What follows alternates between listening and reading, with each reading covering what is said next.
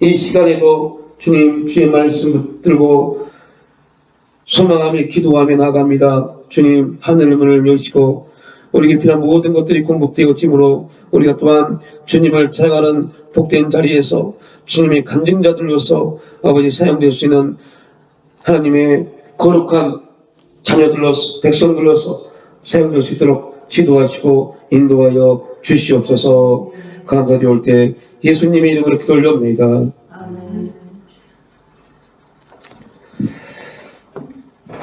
예, 우리 역대상 17장 말씀, 역대상 17장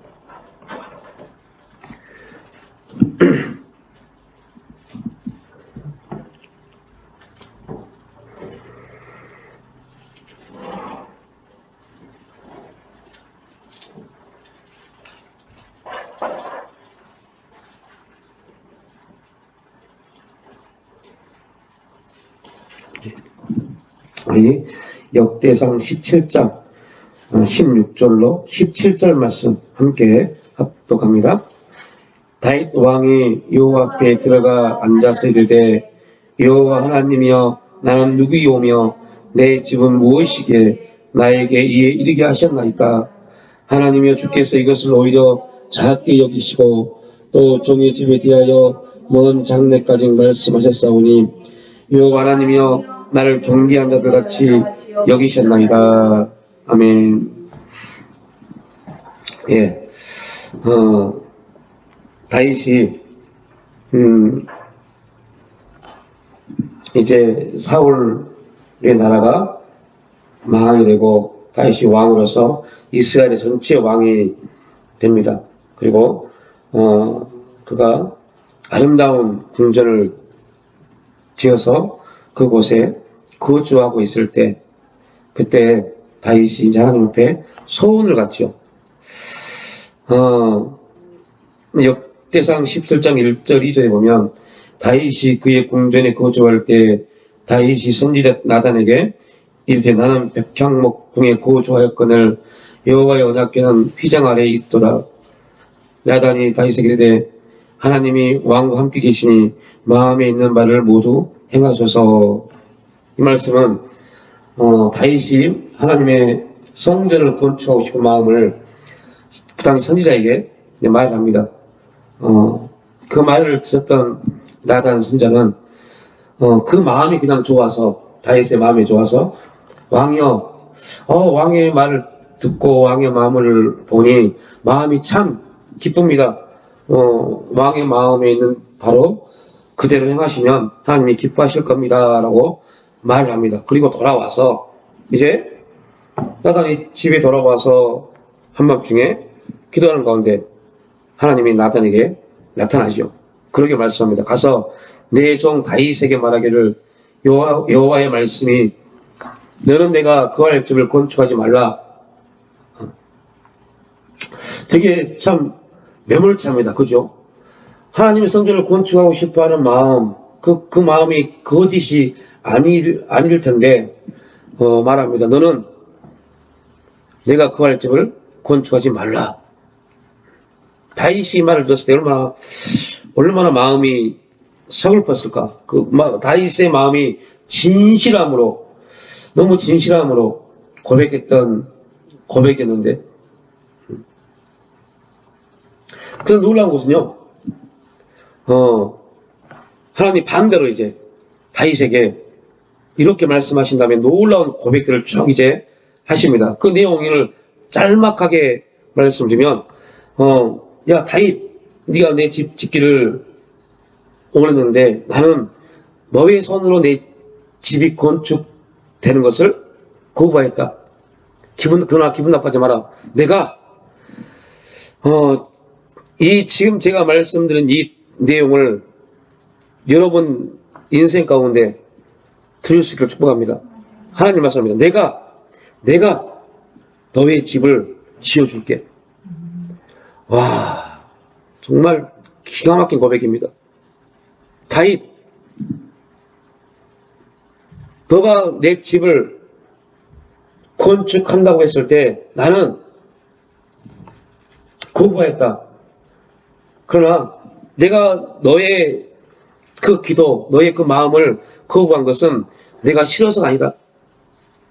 그리고 다윗, 내가 너의 집을 지어줄게.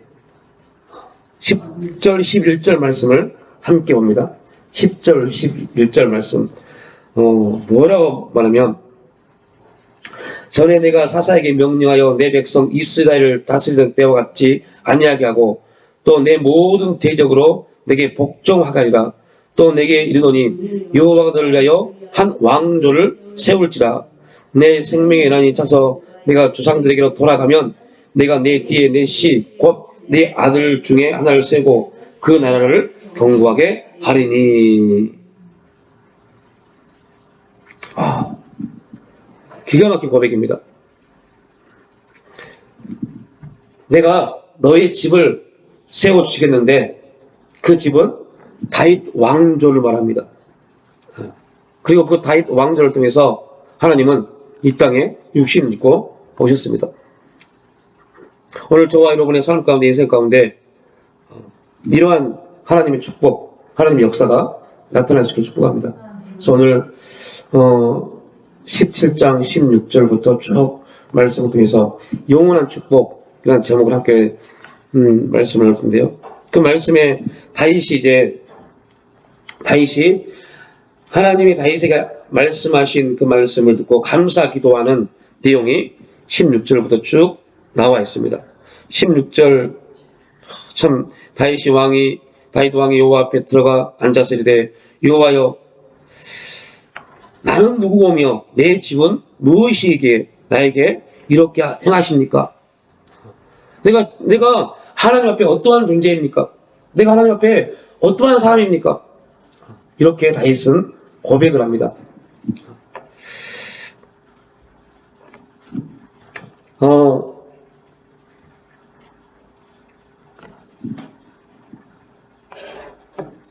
어느 일간지에 나오는 설문조사에 이러한 내용이 있다고 그래요. 다시 태어난다면 지금 살고 있는 사람과 같이 살겠습니까?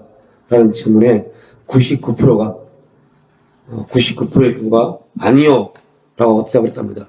그 아니요 라고 대답하는 사람들이 부제를 달았는데 뭐라고 달았냐면 어떤 사람은 아니요 밑에 내가 골비였냐 라고 기록했고요. 또 어떤 사람은 부부란 다 그렇고 그렇게 사는 겁니다. 좋아서 살다가 어쩔 수 없이 살다가 필요하여 살다가 불쌍해서 살다가 묻어주려고 사는 겁니다 라고 적었다고 그래요. 99%가 다시 절대 저 사람하고 살지 않는데 어떤 사람은 내가 저 사람하고 다시 살게 골비였냐 라고 말하는 사람. 혹시 여러분들은 이런 말을 하지 않겠죠. 내가 골비였냐 또 살게? 그리고 결론은 뭐예요? 그냥 묻어주려고 사는 겁니다. 서로가 서로를. 근데 참 안타까운 내용인 것 같아요. 기독교인들도요, 부부가 함께 살지만 하나님이 대부분 이렇게 말합니다. 하나님이 짝 지어준 여기에 다 모든 관심이 씌는 것 같습니다. 이거는 저는 개인적으로 말하면 이거는 신앙이 아닙니다. 이렇게 살고 있다면 여러분 가정에는 행복이 없습니다. 기쁨도 없고 감사도 없습니다. 진짜 부부는 가정은 하나님이 짝 지어줬기 때문에 이런 개념이 아닙니다. 부부는 분명한 목적이 있어야 돼요. 부부가 되는 분명한 하나님이 부부로 만들어 놓으신 목적이 있습니다. 그 목적을 향해서 바라봤을 때 그곳에 감사가 있고 기쁨이 있고 행복이 찾아오게 되어 있습니다. 목적 없이 그냥 어쩌다 보니 당신과 나와 한 부부가 돼서 어떻게 살다 보니 자녀를 낳고 부모가 되었고 어찌하다 보니 이렇게 했다. 여러분들 얼마나 재미없는 인생입니까? 어쩌다 보니 아무것도 없어요. 그 부부의 인생의 고백은 어쩌다 보니 두 사람이 만나서 결혼을 했고 어쩌다 보니 아이가 태어났고 어떻게 살다 보니 지금 이렇게 됐습니다. 여러분 기억나십니까? 여러분 혹시 숙제 하셨어요? 제가 2주 전에 숙제를 냈죠. 아니구나. 2학주인가요? 수요일날. 전혀 모르시는구나. 혹시 기억나시는 분 계세요? 수요 예배 숙제. 그러니까 참 안타까운 게 이겁니다. 제가 숙제를 냈다는 거는 되게 중요한 메시지를 던진 겁니다.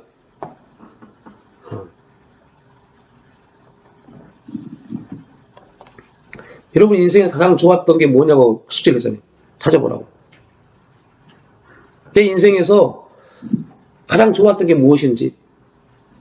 하나님 우리에게 인생이나 삶을 주셨는데, 시간을 주셨는데, 그게 없다면 나는 지금 잘못 산 겁니다. 이 전주 일주일 전 설교님이 그걸 써요. 목적, 하나님 우리에게 주신 목적이 있는데 그 부르심에 대한 부분과 또 우리가 이 세상을 살아가면서 가장 행복했던 거, 좋았던 거.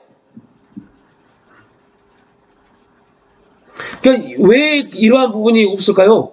이러한 부분이 우리에게 나타나지 않는 이유가 뭘까요?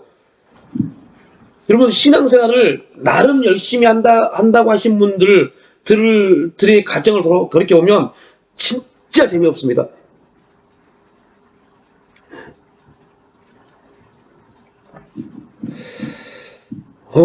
되게 재미없어요. 그냥 재미없게 살아요. 오해하지 마십시오. 재미없게 산다는 말, 이 재미라는 단어를 오해하지 마십시오.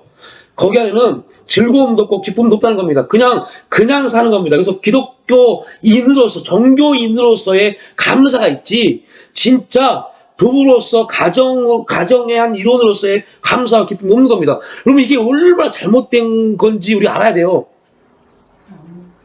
하나님이 세우셨는데, 하나님이 세우신 겁니다. 가정은 절대 나와 내 남편과 아내가 세운 게 절대 아닙니다. 하나님이 세우셨습니다. 가정을 세우시면서 하나님은 엄청난 목적을 가지고 세우셨습니다. 그런데 거기에는 아무것도 없어요. 그냥 기독교인으로서 살아오면서 기독교인으로서의 어떠한 감사와 기독교인으로서의 어떠한 그런 어떤 삶의 내용만 가지고 있는 겁니다. 기도하고 예배드리고, 여러분, 그런데 기도하고 예배드리는데 그 가정에 기쁨이 없다? 여러분, 거짓입니다. 기도하고 예배드리는 가정에 왜 감사가 없을까요?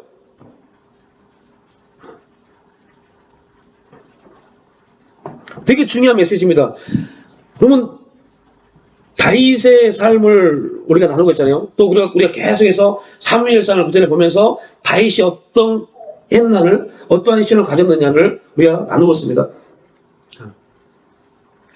불편할 수밖에 없는 그런 환경이 있었고, 그러한 삶의 자리에 있었음에도 불구하고 다윗의 고백은 항상 내가 사망의 음침한 골짜기에 있을지라도 나는 그 사망의 음침한 골짜기에 관심이 없다고 말합니다.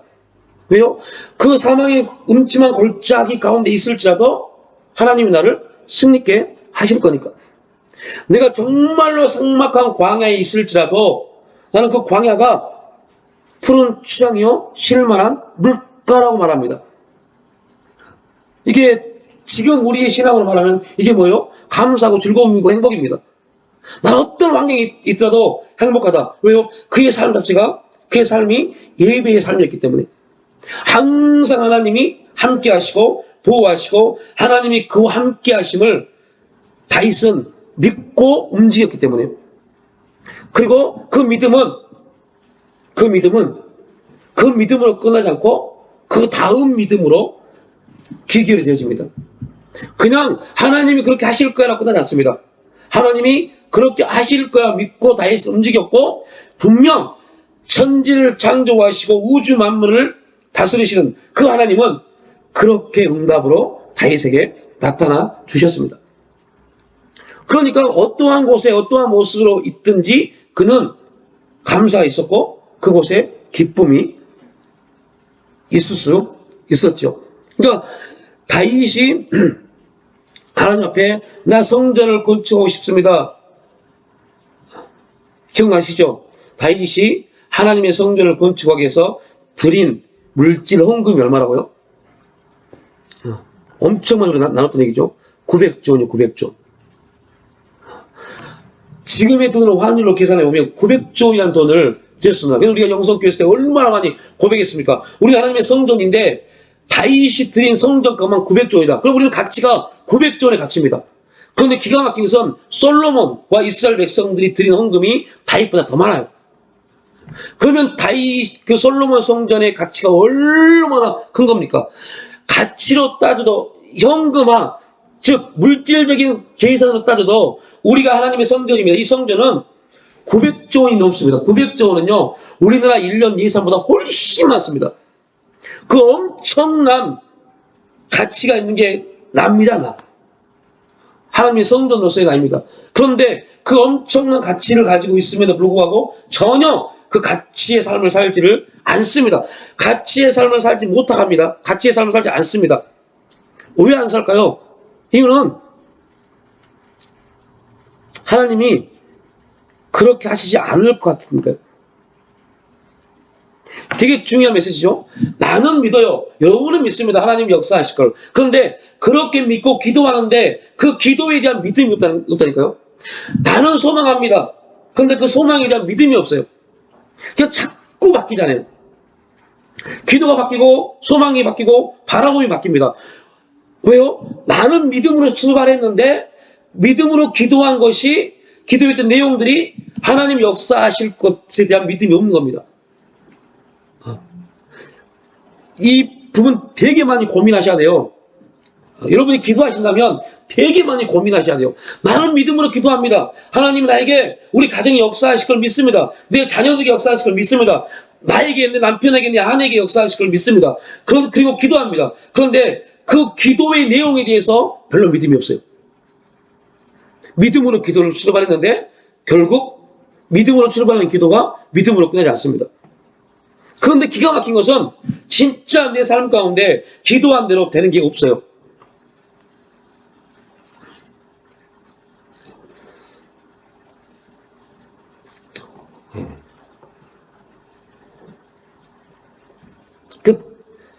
되게 단순하게 생각하면 믿으면 돼요. 어떻게 해요? 내가 믿음으로, 여러분이 믿음으로 기도했다면 그 믿음으로 기도한 그 기도의 내용에 반드시 하나님이 역사하심을 믿으면 돼요. 그런데 여러분 돌이켜보면 가장 단순하고 굉장히 쉬운 건데 실제 우리 삶 가운데서는 그렇지 못하다는 거죠. 그렇지 못해요. 그러니까 기도하고 기쁨이 없고 기도하고 감사가 없는 겁니다. 왜 기도하고 기쁨과 감사가 없을까요? 그럼 이제 그래서 우리의 삶을 돌이켜보는 겁니다. 내가 어떻게 기도했고 그 기도에 대해서 어떤 하나님에 대해서 어떻게 내가 반응하고 있었는지, 내가 예배를 드렸고 믿음으로 예배를 드리면서 그 예배에 대해서 하나님이 어떠한 내가 예배에 대한 하나님에 대한 바라봄이 어떠했는지 계속 돌이켜봐야 돼요. 그래야만이 우리가 한 발자국 더 앞으로 나갈 수 있는 그러한 삶을 또한 가질 수 있습니다. 그렇지 않으면 되게 힘들어요. 너무 힘들어요. 왜 힘드냐면 분명 답은 알아요. 기도하면 하나님 역사하신다. 그럼 다 아멘 합니다. 기도하고 있기 때문에. 그런데 실제 기도한 것에 대한 응답이 많이 없다니까요. 응답에 대한 간증이 없어요. 그래서 이렇게 말합니다. 응답이 안 되는 것도 응답이다. 여러분도 제일로 모순적이고 제일로 안 좋은 말입니다. 응답이 안 되는 게 왜 응답입니까? 그런데 실제 저도 그 말을 쓰지만 그 내용의 의미는 전혀 다른 거잖아요. 응답이 안 되는 게 안 된다의 의미가 아니잖아요. 그죠? 응답이 안 되고도 응답이다라는 말은 지금 응답이 안 되지만 그 기도는 내가 끝까지 붙잡고 있으면 반드시 응답되어진다는 지금 내 시간의 개념과 하나님의 시간에 대한 개념에 대한 내용입니다. 그러니까 응답이 안 되고도 응답이래. 딱 거기서 응답이 안 됐지만 이것도 응답이다. 이 내용이 절대 아니라는 거. 반드시 응답이 오지만 그 응답의 시간적 개념을 말하는 겁니다. 근데 우리는 거기에 이유를 받아요. 아이고 어떤 목사님은 소리 하는데 응답이 안 되고 응답이래. 여러분 이거는 하나님을 무시한 겁니다. 왜요? 성경은 분명히 말했거든요. 너희 부르짖어라. 그럼 내가 응답하겠고. 그러면 그 말씀이 거짓말이잖아요. 분명 그 말씀을 믿고 부르짖어 기도했는데 응답이 없어요. 아, 어떻게 하지? 그리고 CBS를 듣던, 어떤 뉴스를 통했던, 책을 통했던, 어떤 목사의 설교를 통했던, 응답이 안 되고도 응답이랍니다. 아이고, 다행이네. 거기서 위로를 받아요. 여러분, 이거는 굉장히 잘못된 겁니다. 이거는 신앙 아닙니다. 얼마나 많은 사람이 그렇게 은혜를 받는데요. 아이고, 나는 응답이 안 된 것 때문에 가슴 아팠는데, 그 설교를 듣고 위로를 받았어. 절대 위로받으면 안 돼요. 왜 그걸 위로받아요? 기도했으면 응답받아야지. 응답 안 된 걸 가지고 위로받으면 어떻게 됩니까? 그렇게 하루 한 번의 기도, 두 번의 기도, 세 번의 기도를 하다 보니 이제 응답이 안 되는 게 너무 자연스러워요. 응답이 안 되는 게 그냥 내 기도예요. 우리 기도가 돼버렸어요. 응답이 안 될 걸 믿고 기도하는 사람도 있어요. 그럼 얼마나 웃긴 겁니까? 그죠? 왜 그러냐면 자꾸 내가 보는 저 시간적 개념에 내 기도를 맞춰서 그래요. 내 시각에 모든 기도, 내가 하는 기도나 섬김, 예배 모든 것들을 그냥 내 시각에 맞춘 겁니다.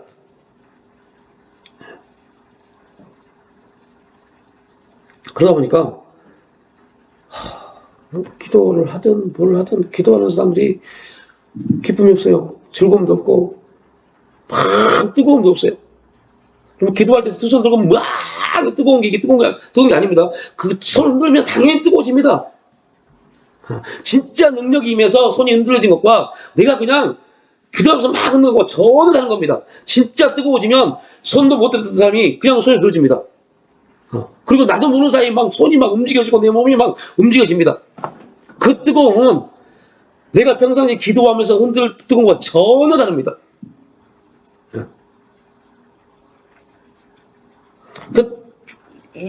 하나님이 우리를 통해서 역사하시고자 하는 부분들, 근데 이렇게 말하면 이런 부분을 계속 듣다 보면 이제 오해할 수가 있어요. 아, 이거 계속 신앙을 계속 나를 다운시키네. 계속 내가 하고 있는 걸 막 계속 이거 잘못된 것처럼 막 말하네. 이렇게 들을 수가 있어서 되게 안타까워요. 그렇게 들으면 절대 안 되는 건데 왜 제가 이런 부분을 계속 여러분에게 자꾸 문제를 제기시키냐면 우리의 기도는 분명 여러분이 기도할 때 분명 믿음으로 기도할 겁니다. 정말 하나님 앞에 정말 믿음으로 간절하고 전심으로 기도할 겁니다. 그렇게 기도하지 않는 사람은 극히 드물 겁니다. 진짜 기도할 때는 믿음으로 기도할 겁니다. 정말 전심을 다해서 기도할 겁니다. 근데 문제가 있어요. 여기서 끝내면 절대 된다 안 된다 안 되는 겁니다. 우리가 그 다음을 봐야 돼요. 내가 기도를 했다, 기도하러 간다, 기도할 시간이 됐다, 이 말은 무슨 말이에요? 이미 나는 기도하는 겁니다. 그 기도의 밑에는 뭐가 깔려있어? 내 신앙에 믿음이 깔려 있는 겁니다. 이게 중요한 게 아닙니다. 내가 기도를 하고 있다가 중요한 게 아닙니다. 더 중요한 것은 내가 기도하고 있는 이 시간, 내가 기도하고 있는 제목들에 하나님은 반드시 뭐 하신다? 응답하시고 역사하신다. 라는 믿음이 움직여져야 돼요. 그래야만이 그 기도에 기쁨이 있고 감동이 있고 감사가 있고 그 기도에 응답이 있습니다.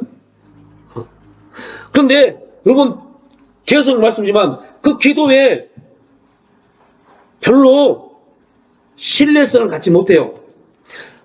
그러니까 이 부분이 제가 설명을 하면서도 여러분이 딱 그래 맞아가 돼서 그 다음을 생각하면 좀 좋을 텐데 여러분 비교하면 다윗이 우리는 되게 짧게 나왔어요.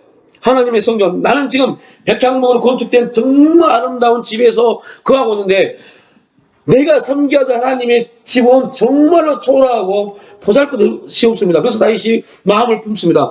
하나님 내가 내 집보다 훨씬 더 비교할 수 없을 만큼의 아름다운 집을 건축해서 그 성전을 건축해서 당신이 그곳에 거하시는 그 마음을 갖습니다. 믿음으로 출발했습니다. 그죠? 믿음입니다. 그런데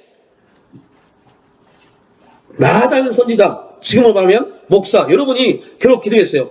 목사가 참 마음이 좋습니다. 그렇게 하십시오. 나단 선지자가 그 말을 듣고 바로 즉각됩니다. 다윗이요, 왕이요, 당신의 마음이 참 좋습니다. 무슨 말이요? 당신이 정말 믿음이 좋습니다 뜻입니다.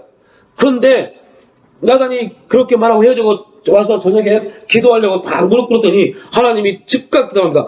나다나 내일 당장 다윗에게 가서 이렇게 말해라.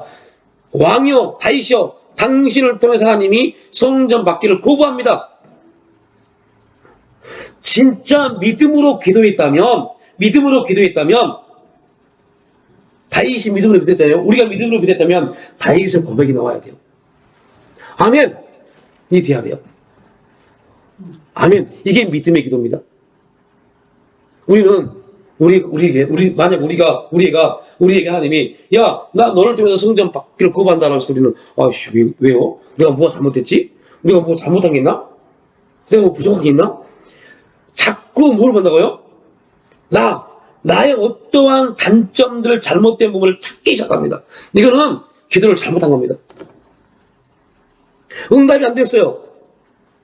내가 정말 간절하게 막 주여 주여 부르짖어 기도하고 막 정말 이번에 꼭 돼야 됩니다. 하나님 이거 안 되면 안 됩니다. 막 그랬는데 우리의 시간의 개념에 날짜가 점점 다가오면서 내 마음도 조급해지고 벌써 여기서부터 시작한 겁니다. 잘못된 기도. 시간이 돌아가면서 하루, 이틀, 일주일, 한 달 점점 시간이 다가오면서 나는 조급해지고 어떻게 되나? 환경은 전혀 요동붙이고 시간은 점점 다가오면서 조급해지고 안 될 것 같은 느낌이 들기 시작한다. 이런 기도 많이 해보셨죠? 이런 출발부터가 잘못된 거. 근데 우리는 이런 기도를 엄청나게 많이 합니다. 그리고 말합니다. 응답이 안 되는데요. 출발이 잘못됐는데 응답이 오겠냐고요. 김미진 간사가 말한 게 있죠. 밑에 줄기가 썩어 있으면 그곳에 좋은 열매가 날 수 있답니까? 없습니다. 아무리 좋은 나무를 가지치기 덮쳐도 나무 날 수가 없어요. 뿌리에서 좋은 영양분이 안 가니까. 내 기도의 출발이 잘못됐는데 거기서 좋은 응답이 나긴 하는 거죠. 근데 이러한 부분들이 한 번, 두 번 쌓이다 보니 어느 날 그게 내 기도가 되어버렸어요. 그래서 제가 그렇게 말씀드린 겁니다. 응답이 안 되는 기도를 하고 있는 우리 모습들. 당연히 응답되지 않을 걸 믿고 기도하는 겁니다. 아니, 여러분들, 우리 이르는 교회 성도들 빗대 말하는 게 아닙니다. 너무 많은 그리스도인들이 이런 문제에 놓여 있습니다. 제가 영성훈련 강의 다니고 상담하면서요, 제일로 많이 들었던 상담 내용이 이겁니다. 목사님 아무리 기도해도 응답이 없는데요. 그러면 설명합니다. 왜 응답이 없는지 아세요? 이해를 못해요. 아니 믿음으로 기도했는데 뭔 믿음이 또 필요합니까? 믿음이면 믿음이지. 혹시 여러분도 그런 생각하고 있다면 여러분 완전히 잘못된 겁니다. 믿음으로 기도했는데 뭔 믿음이 필요해요? 라고 말합니다. 이 믿음이면 됐지. 이 믿음은 하나님 우리에게 주셔서 하나님을 바라볼 수 있도록 주어진 하나님의 선물입니다. 그리고 진짜 믿음이 필요해요. 어떤 믿음이요? 여러분이 흔들리지 않냐고 내 기도에 하나님은 어찌하든 간에 역사하신다는 그 믿음이 필요합니다. 이거는 내 신앙의 행함입니다. 그래서 행함은 율법이 아니라 행함은 믿음입니다. 처음에 기도는요 하나님이 그냥 무작정 은혜를 주신 믿음입니다. 그 다음에 우리의 믿음이 필요해요. 우리의 믿음. 어떤 믿음이요? 어떠한 경우에도 요동하지 않냐고 하나님 역사하실 걸 믿는 믿음이에요. 다윗이 그렇기 때문에 야 다윗 너를 통해서 하나님이 성전 건축하기를 거부한대 했을 때 왜가 아니었습니다. 아멘. 네 알겠습니다. 왜요? 그의 기도의 출발이 믿음이었고 또 하나님이 반드시 그의 기도에 역사하실 것을 믿고 있었기 때문에 요동하지 않습니다. 안 되는 데가 아닙니다. 왜 안 되지가 아닙니다. 아멘. 그랬더니 하나님이 다윗 내가 너에게 성전 받기를 거부했지만 너는 나를 위해서 집을 짓기로 했지만 나는 너의 집을 지어줄게. 와 이런 믿음의 사람이라 지금 축복합니다. 하나님이 야 내가 네 신앙을 보고 너의 믿음의 역사를 보고 내가 너희 집 지어줄게. 그 말은 지금 우리말로 무슨 말이에요? 너희 자손들이 대대손손 믿음에서 떠나지 않도록 내가 붙잡아줄게라는 소리입니다. 믿음의 명문 가문을 세워줄게. 여러분 기본적으로 우리가 믿음의 사람이라면 이 정도의 음성은 드려야죠. 야, 너희 자녀들 걱정하지 마. 너희 자손 대대로 걱정하지 마. 내가 그들 믿음에서 격기를 과장토록 내가 너의 믿음 보고 그 일을 이루어 줄게. 이게 오늘 우리가 보는 역대상 17장의 내용입니다. 걱정하지 마. 야, 네가 보기엔 네 자녀들 믿음이 없고 형편없고 그런 것 같지? 걱정하지 마. 내가 세워간다니까? 그래서 다윗이 말하는 겁니다. 하나님이 세워주지 아니하시면, 여러분 돈이요? 제가 소리를 말씀드렸죠. 그렇게 열심히 해서 어린아이가 돈을 모으고 군대 가서 적금을 들고 돈을 모았는데 그랬는데 하나님이 보니까 이 아이가 돈의 노예가 되는 것 같아요. 돈의 노예가 되는 것 같아요. 그래서 전화 한 통화를 저 중국에서 그 청년에게 형제에게 전화 한 통화를 보냅니다.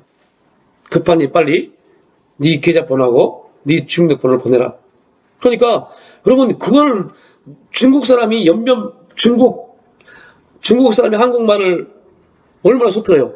그런데 하나님이 그의 마음을 강박하게 하면요 그 소리가 진짜처럼 들리게 됩니다. 진짜 무서운 겁니다. 그래서 여러분들 되게 중요해요. 그래서 중국 동포가 전화한 겁니다. 이렇게 저렇게 됐으니까 지금 빨리 계좌번호하고 비밀번호 가르쳐주세요. 그런데 그 형제가 급해서 가르쳐준 겁니다. 그리고 봤더니 보이스피싱이요.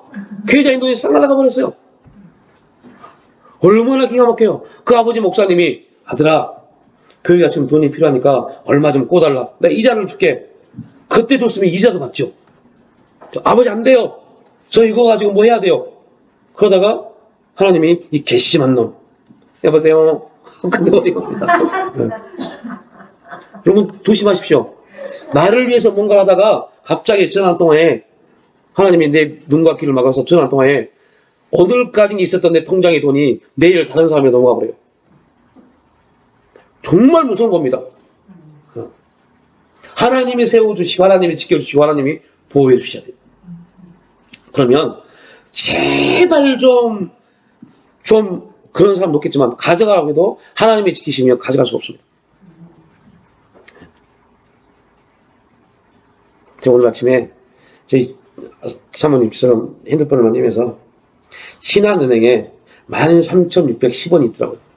근데 그걸 뺄 수가 없어요. 어떻게 할 수가 없어요. 너무 오랫동안 안 쓰다 보니까 13,000 얼마가 있는 걸 보는데 사용할 수가 없어요. 세상도요, 자주 안 쓰면요, 그 은행에서 딱 계좌를 동결시켜버립니다. 계좌 동결시켜버리면요, 내가 가서 은행에 가서 여러 가지 서류를 가지고 가야만이 이제 13,600 얼마를 찾으려고 서류 10몇 장을 가지고 와야 돼요. 왜요? 안 하다 보니까 그 은행에서 동결시켜버린 겁니다. 그러면 누가 13,000원 받으려고 서류 몇 장 하겠어요? 그냥 놔버리지. 그런데 만약에 그게 10만 단위로 간다 생각하세요. 그러면 서류 준비할 겁니다. 이것처럼 하나님이 우리에게 말합니다. 너 이 괘씸하네? 너의 신이 돈이야? 하고 여러분의 계좌를, 여러분의 지갑을 동결시켜버리면 아무리 열심히 해도 다 흘러가 버립니다. 그때 하나님 말합니다. 너 빨리 서류 준비해. 어떤 서류요? 두 가지 서류입니다. 하나는 회개의 서류. 하나님 용서해 주옵소서. 하나님이 요구한 서류는 제일 첫 번째 무조건 회개입니다. 회개의 서류를 요구합니다. 네 삶의 우상이 뭐였어? 내가 아니라 돈이었지. 회개의 서류를. 그리고 또 하나, 두 번째 서류가 있습니다. 네가 바라보는 믿음이 뭐였느냐? 여러분, 왜 우리가 뭔가에 꽂힌지 아세요? 우상을 숭배하고 돈을 숭배하고 한 이유가 있어요. 내 바라봄이 하나님을 인정하지 못하는 겁니다. 하나님 역사하지 않을 것 같습니다. 하나님 역사하지 않을 것 같은 순간부터 우리는 내 통장에, 내 지갑에, 내 호주머니에 뭘 쌓기 시작합니다. 왜요? 이거라도 내가 갖고 있어야 된다고 생각합니다. 얼마나 잘못된 겁니까? 이게 바로 제가 그렇게 말했던 믿음으로 시작해서 믿음에 필요한 부분을 말씀드립니다. 하나님이 안 보이는 겁니다. 환경이 보이고 상황이 보이고 어떠한, 여러분 이제 말씀을 마칩니다. 되게 중요합니다. 이 역대상 17장을 한 3주 동안 계속 볼 겁니다. 이 부분을. 여러분 되게 중요한 게요.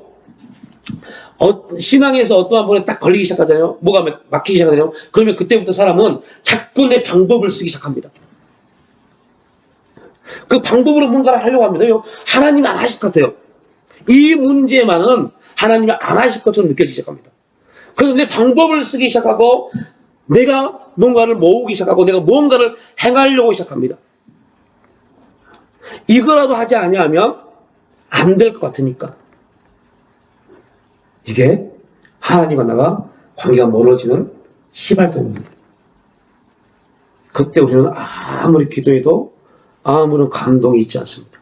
기도를 하고 찬양을 해도 마음에 감동이 오지 않습니다. 기쁨이 오지 않습니다. 그냥 교회에서 하니까 찬양하고 내가 기도해야 되기 때문에 기도합니다.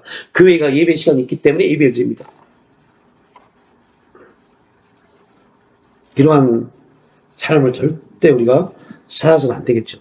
이러한 신앙이 되면 절대 안 되겠죠. 어찌하든 신앙은 우리의 신앙은 무조건, 이건 무조건입니다. 감동이 있어야 돼요. 이는 딱 가지입니다. 감동의 왕이신 성령님이 우리와 함께 하시기 때문에. 어떠한 경우에도 감동을 주신 분이 우리와 함께 하시니까. 저는 영성사에 가면서 상담을 하신 분들 되게 많아요. 특히 여자분들이 더 많아요. 목사님, 저 눈물이 없어요. 그러면 꼭 말합니다. 눈물을 자극하는 드라마를 보십시오.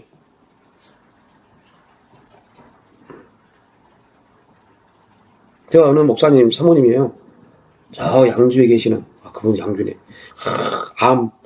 이 자궁암인데요. 이 배꼽 밑에서부터 허벅지까지 암덩어리 이만한 커요. 그걸 안고 양주에서부터 가양동까지 영성훈련을 받으러 오세요. 처음에는 걸을 때 모르는데요. 한 10분 걸어가면요. 그 무게가 이따만한 암덩어리가요. 밑으로 축 쳐진대요. 그래서 자궁으로 쏟아질 것 같아요. 그 느낌이. 그런데 그렇게 걸어서 지하철 타고 가양동에 오세요. 보세요. 2시간 40분 걸려요. 그렇게 오세요. 그분이 저기 하신 말씀이, 목사님, 울고 싶은데 눈물이 안 나와요. 막 기도하는데 그 기도의 흐름에서 눈물이 나야 될 흐름인데 전혀 메말라서 눈물이 안 나요. 그래서 이거 어떻게 하지? 내가 능력만 있으면 눈을 확 안차려서 눈물을 뽑아 보일 텐데 그런 능력이 없어서, 안차려 능력이 없어서 어떻게 해야 되나. 기도하는 하나님이 갑자기 제 마음 가운데 이상가족 프로를 봐라 라는 마음을 주세요. 이상가족 프로를. 그래서 그냥 말씀, 사모님, 제 마음 하나님이 지금 오늘부터 인터넷 들어가서 이상가족 그 찾기 프로를 좀 보시라고 합니다. 한번 미친 척하고 한번 보십시오. 그런 숙제를 냈어요. 한 달 숙제. 영성훈련 마지막 날 상담하고 한 달 숙제를 했어요. 근데 일주일 후에 목욕이 될 때 오셨어요. 그분은 몸이 무거우니까 아프니까 한 달에 그 훈련 기간에만 나오세요. 너무 힘드니까. 근데 일주일 뒤에 나오셨어요. 그리고 저를 막 찾아 나와요. 제가 이제 다른 지원에 가서 강의하고 이제 번원에 들어왔는데 안 가고 계세요. 찾아 나와요. 그래서 오셔서 하신 말씀이, 목사님, 이산가족을 듣더니 소름도 씨가 나와서 잃어버린 30년을 부르대요. 혹시 아세요? 목사가 유행가를 부른다는 잃어버린 30년을 노래가 나오세요. 그거를 그냥 따라서 계속 불렀답니다. 근데 갑자기 그 노래를 부르는데요. 갑자기 막 자기도 모르게 막 감정이 이익되면서 눈물이 쏟아지기 시작해요. 더 놀라운 것은 막 거의 한 2~3시간 그렇게 눈물을 흘렸답니다. 막 울면서 막 뭔 기도를 한 게 아니라 그냥 잃어버린 30년을 불다 울기 시작해서 그게 기도가 된 겁니다. 이제 참 하나님은 독특하십니다. 하나님의 방법은 막 눈물이 나기 시작하니까 이분이 그 눈물 난 걸 딱 잡고 기도하기 시작한 겁니다. 하나님 살려달라고, 하나님 살려달라고. 근데 기가 막혀서요. 그 묵직했던 몸이 가벼워지네요. 너무 가볍더래요. 근데 만져보니까 잡히더래요. 딱딱한 게 있더래요. 그래서 너무 이상하다. 분명히 그대로 있는데 왜 이런 몸이 가볍지? 일주일 동안 계속 그런 현상이 있는 겁니다. 그리고 이제 목요일 날 가양동에 오셨어요. 오셔서 이제 4시가 넘어서 만나서 얘기를 하는데, 목사님, 지금도 내 몸이 날아갈 것 같아요. 너무 가벼워요. 그래서 손을 잡고 기도해서 하나님 막 기도하는데, 이건 저에게 주신 그냥 감동입니다. 뭐라고 말씀하면, 회복의 은혜는 어떠한 무게도 이길 수 있는 능력이 임한다. 회복된 겁니다. 이분이 기도가 회복되어지고 하나님의 바라움에 대한 부분이 회복된 겁니다. 회복의 은혜가 들어오니 그대로 가지고 있는 그 암덩이, 쭉 쳐질 것 같은 암덩이가 그냥 가벼워진 겁니다. 몸이 너무 가벼워진 겁니다. 그리고 정말 6개월 만에, 6개월도 안 걸렸어요. 5개월 만에 화장실에서 싹 쏟아버렸어요. 화장실에 가서 변기 안 뒀는데 뿡 소리가 나답니다. 자기 몸에서. 그분의 느낌이 있죠. 느낌이 그렇겠죠. 하면서 갑자기 하회를 하는 것처럼 싹 쏟아지대요. 그래서 그분 사모님은 그렇게 느꼈대요. 이제 내가 기쁨이 회복되어지고 감사가 회복되지니 하나님 내 신앙을 보시고 나를 데려가시나 보다라고 생각하신 겁니다. 이제 내가 이 땅의 삶이 끝나는 거구나. 이 땅의 삶이 다 돼서 나를 회복시키시려고 하나님이 그 과정을 주셨나 보다라고 생각했는데 멀쩡하셨어요. 그리고 암이 나와버렸어요. 회복의 은혜가 들어오면 몇 년을 가지고 된 암덩어리도 그냥 끝나버립니다. 근데 그 회복의 은혜의 첫 번째가 뭐라고요? 감사가 회복되는 겁니다. 감사가 되겠어요? 사모로서 수십 년을 섬겼는데 그에게 돌아온 거는 암덩어리인데. 근데 기가 막힌 것은 그거. 그러니까 그분이 저에게 그런 말씀 하세요. 목사님, 자기는 목사가 교회에서 성도들이 유행가를 부르면 가장 경멸하고 싫어했답니다. 어떻게 교회 목사가, 교회 성도가 유행가를 부를 수 있냐고. 세상 노래를 감히 부를 수 있냐고. 그런데 본인이 잃어버린 30년을 부르다가 기도가 터지니 할 말이 없는 겁니다. 여러분 생각해 보십시오. 찬송가도 아니고 뭐 CCM도 아니고 잃어버린 30년을 부르다가 기도가 터지는 그런 경우가 어디 있겠어요? 그러니까 이 결론은 뭐냐면, 우리가 하나님 앞에서 믿음으로 나아갈 때, 그 믿음의 역사가 있을 때 하나님 어떠한 방법을 통해서도 우리를 회복시키기 원하십니다. 저희 아내가 저에게 말을 해서 본 신문인데요, 지금은 장로님이세요. 근데 그가 사업을 해서 실패했어요. 그래서 도망간 곳이 절입니다. 절에 갔는데 절에 국민일보 보다고요? 기독교 신문이 있는 겁니다. 절에. 그래서 할 일 없어서 그 신문을 읽다가 이분이 거기서 회개가 터져버린 겁니다. 여러분, 절에 왜 기독교 신문이 있겠어요? 이 사람 회복시키려고, 이 장로 회복시키려고 그 일을 하나님이 수십 년 동안 했을 겁니다. 그리고 딱 그 부분이 터진 겁니다. 그리고 그가 회복돼서 다시 사업을 시작하고 하나님 은혜 가운데 지금 귀한 사역을 감당하고 있다는 얘기를 그 신문을 보고 알았어요. 하나님의 방법은 완전히 우리 이해를 뛰어넘어서 역사하십니다. 그래서 여러분들, 그래서 우리 믿음 안에서 신앙 안에서 바라볼 때 분명 안 되는 거잖아요. 다윗은 성전을 건축할 수 없다 했습니다. 그런데 다윗은 한마디 거기에 대해서 대꾸하지 않습니다. 그의 기도, 그 기도대로 하나님은 반드시 이루실 걸 믿었기 때문이에요. 내가 아니면 어떠한 경우를 통해서 하나님은 하나님의 성전을 건축할 것이다. 그런데 얼마나 기뻐요. 자기의 분신인 자기 아들을 통해서 성전을 건축하고 또 그에게는 그의 집이 영원히 설 것을 하나님이 약속해 주셨잖아요. 이게 믿음의 기도입니다. 이게 우리가 하나님께 드려야 될 기도고, 이게 하나님 우리가 가져야 될 믿음입니다. 이런 은혜의 역사가 저와 여러분 가운데 다 풍성하게 나타남으로 우리의 삶 가운데 이제는 응답이 안 되는 것도 응답이다라는 그런 사람을 이루하려고 하는 그런 단어에 이루받는 것이 아니라 어떤 경우에도 하나님은 뭐 하신다? 응답하신다. 반드시 응답하신다. 이 믿음적 고백, 믿음의 행함이 우리 삶 가운데 나타나시기를 주님의 이름으로 축복합니다. 우리 이 시간 기도하실 때 하나님 믿습니다. 하나님 어떤 경우에도 내 인생 가운데, 우리 가정 가운데, 우리 자녀들 가운데 하나님이 역사하시고 일하시고 운행하여 주심으로 하나님이 거룩한 간증자로 세울 줄 믿습니다. 믿음으로 이 시간도 고백하오니 하나님 운행하여 주옵소서. 주여 한 마음으로 통성하겠습니다. 주여 아버지 오늘 아버지 하나님 아버지 역대상 말씀을 통하여서 아버지 하나님 우리가 믿음 앞에 어떠한 아버지의 삶을 쌓을 어떠한 신앙의 고백을 가져올지를 아버지 나누었습니다. 다윗이 아버지 하나님 자신의 삶을 돌아보면서 아버지 자기의 방향 속에서 아버지 하나님의 정말 그 성전을 건축하기에 그 마음을 드렸을 때 아버지 하나님이 그 마음을 받으셨지만 아버지 다윗에게 성전 건축하기를 허락지 아니하시고 오히려 다윗의 집이 영원히 세워짐을 아버지 다윗의 왕조가 끊이지 아니할 것을 말씀하여 주셨고 정말 그로 인해서 예수 그리스도가 그의 왕조 가운데 나온 아버지 놀라운 아버지 은혜의 모습들 아버지 다윗이 믿음으로 아버지 그 세계를 바라봤고 믿음으로 받아들였을 때 아버지 그것은 응답으로 그에게 나타남을 보았습니다. 아버지 우리 인생이 아버지 하나님 그러한 인생 되기를 원합니다. 우리의 가정이 우리의 자녀들이 그러한 놀라운